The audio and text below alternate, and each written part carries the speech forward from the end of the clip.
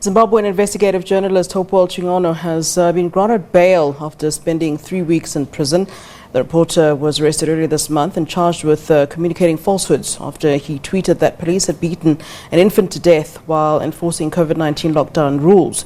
Police claim that the information was untrue. This was the third time that Chin'ono was arrested in the last 6 months. We're now joined on the line by Chin'ono's lawyer, Harrison Nkomo. Mr. Nkomo, a very warm welcome to you. Thank you for joining us here on SABC News this afternoon. Good afternoon, sir. Yes, good afternoon. How are you? Please, can you raise your volume? I can hardly hear you. All right, I'm sure the team has heard you. Just as we start, in terms of the latest regarding Hopewell Chin'ono, of course, we understand that bail was indeed granted. Take us through the bail conditions and really, how is he at the moment? The last time I saw Hopewell in prison, he was in good shape. He was in high spirits. His main concern in prison, like every other prisoner, is that he was so scared that he could contract the deadly coronavirus. But coming back to the proceedings in court, I must advise you and the listeners listeners and viewers that he was admitted to bail by Justice Foroma, sitting as a High Court judge here in Harare.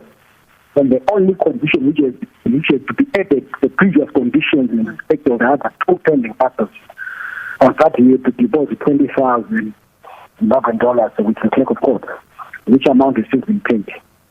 Yeah.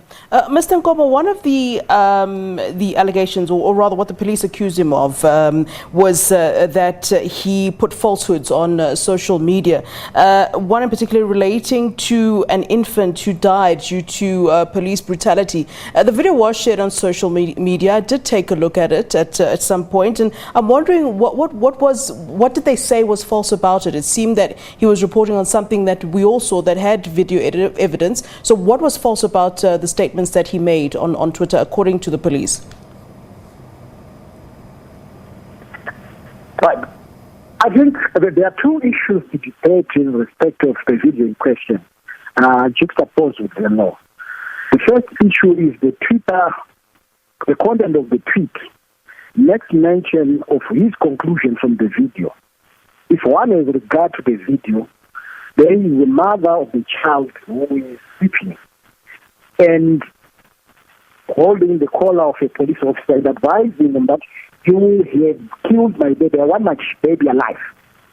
And the police officer does not dispute the fact that the mother is saying the child is dead.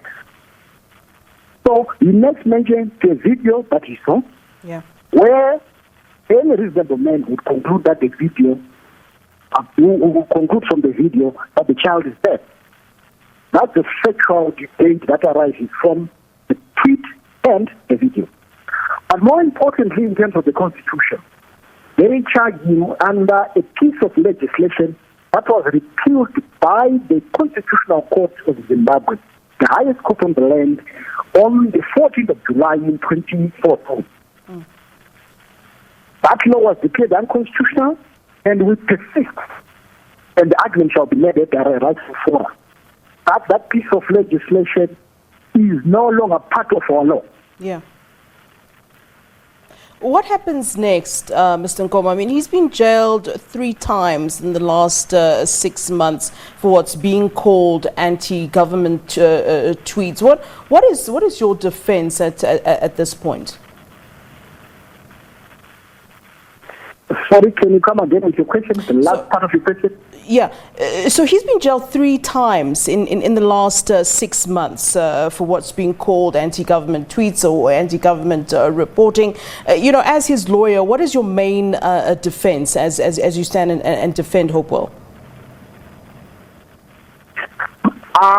In respect of the 2 matters, I think your records will reflect that another counsel with my senior is not in a position to deal with them, and I'm dealing with the 3rd matter.